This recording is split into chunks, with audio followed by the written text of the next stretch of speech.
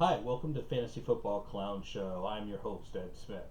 Today we're going to take a look at the local fantasy league. It's a 12 team PPR league, no exotic scoring here.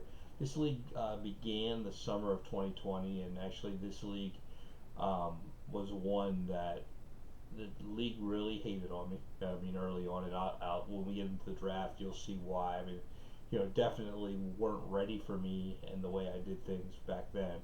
But um, as it would turn out, actually the commissioner kind of fell off the earth at the end of the 2020 season, and so I took over this league, and with the idea that I'm going to give way to one of my league mates coming up next year. Actually, he's going to take over the league, and so I'll stay in the league. I at least at this point intend to, but he's going to run the league from that point forward, and so excited for that to kind of take it off my plate a little bit. But it is a league where um, it's a one quarterback, one super flex, two running back, three receiver, one tight end, three flex for 11 starters, and then 14 bench spots and five taxis, so there's a total of 30, and then two IR for 32. It's a league where I do value the quarterback, and I drafted a lot of quarterbacks, and I really have a monopoly on a lot of the quarterbacks, and nobody's going to pay me for the quarterbacks, so basically, I just lose every year. But when I tell you my quarterback room, you'll be like, oh, okay. And I lose every year, and I'm just kind of waiting to have the right picks in the draft to go get the running backs I need to go win. And maybe this is the year. I'm not sure. I mean, just kind of waiting to see how the combine works out, how the draft works out. But in the quarterback room, just nothing better than this room really with two starters. We have Josh Allen, we have Lamar Jackson, we have Deshaun Watson.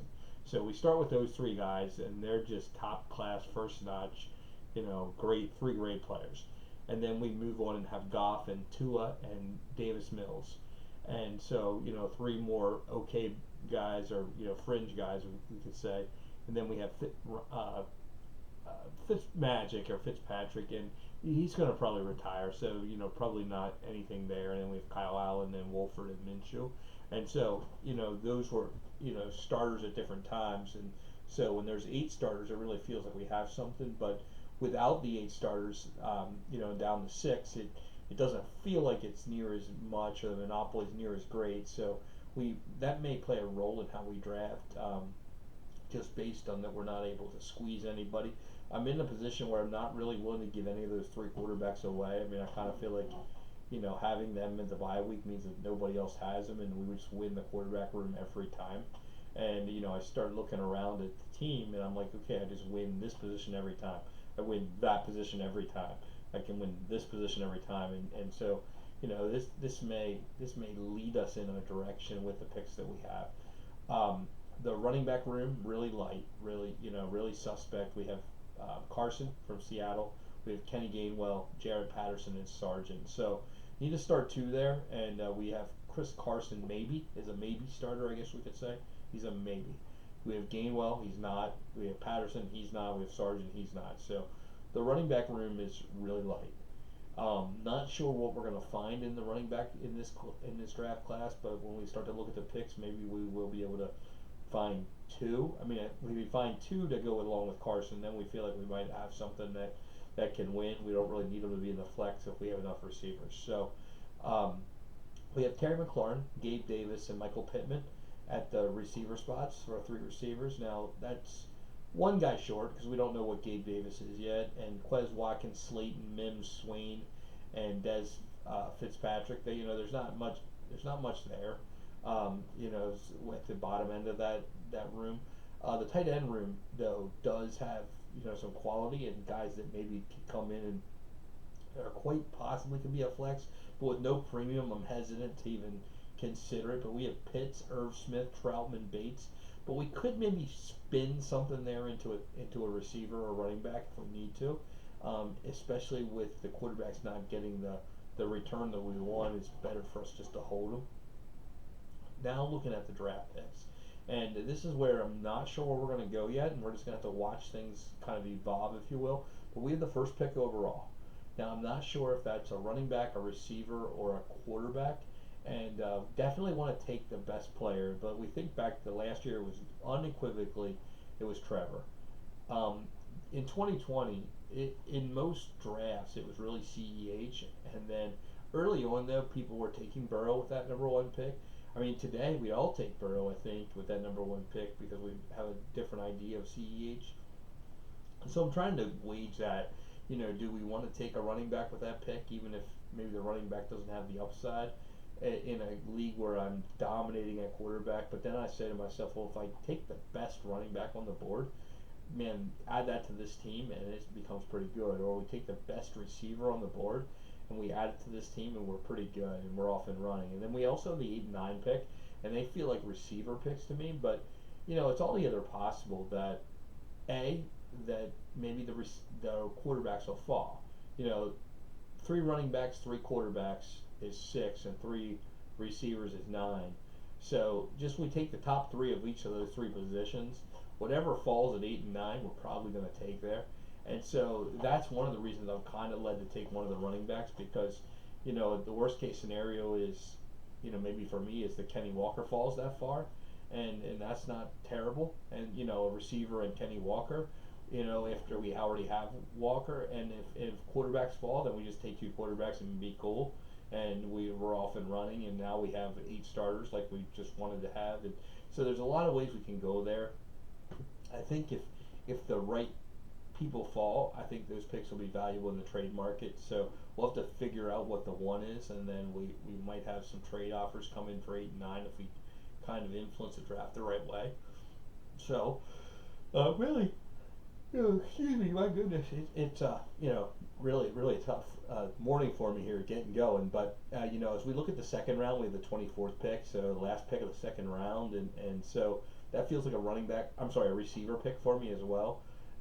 So looking at pick 25, 28, 32, 35, 36 in the 4th round, and then 37, 38, 44 in the 4th round, and those picks are going to be all dart throws. Maybe pick up to pick 32 will be the top 30, and then we'll have 5 dart throws after that. And if we're lucky, maybe we can, with that 35, 36, 37, 38, that four run there might be worth some quarterback darts or somewhere like that is what we'll probably be looking to do there in that 3rd round, 4th round frame. This league, I do feel pretty confident that we're a couple running backs away. I think we get the right receiver. We 1 receiver, 2 running backs away from really being strong. I mean, I'm really high on Kyle Pitts, and then I think so I think with Kyle Pitts and Troutman and Irv Smith, the tight end room could be the best in the league of top 12. I think with the quarterback room, Josh Allen, Lamar, and Watson, it's the best in the league. I think we start to have Pittman and McLaurin. There's opportunities to be okay in the receiver room, and you add 1 to that, and we're okay. And then you add a couple rookie running backs to this, and we're young at running back, and we're okay. And so we have some pieces that if they fall the right way, we can actually go get a win. And so I'm pretty optimistic that maybe this can be a 12-6 getting into the playoffs. And we get into the playoffs, anything can happen. You just have to win 3 times and you have a championship. So looking forward to that this year, and looking forward to the draft picks that we have next year. We do have a couple firsts next year, so we'll probably look to build that. Not feeling like there's much to move here unless Goff, Tua, Mills bring something back. And if they don't, then we're going to run with these 3 quarterbacks and really go after it. So it'll be interesting to see what we do here in this draft and then revisit it after the draft. But if I were to guess right now, I would imagine we're going to go with a running back with that number 1 pick overall, and then come back with the 8 and 9. It'll be one of those top 3 of something, and one of those skill positions, and we'll see where that lands us. But if I were to really bet the money on it, I would say that we'll probably end up trading away some of those picks and kicking the can to the future and saying, yeah, we're not going to quite win in year 3, but we're going to win in year 4 because we just accentuated the process, and we moved out of that 8 spot and we moved back to the 15, and we picked up next year's first and next year's second, and now all of a sudden we really have something. So Let me know in the comments what you think of this team. If you think this team makes any sense. If you think the team is destined to lose forever. Hit that like button. Please subscribe to the channel, and then also hit the notification bell so that you're aware of any videos that drop. And again, thank you for spending your time on the Fantasy Football Clown Show. Again, I'm your host, Ed Smith, and I'll come to you tomorrow.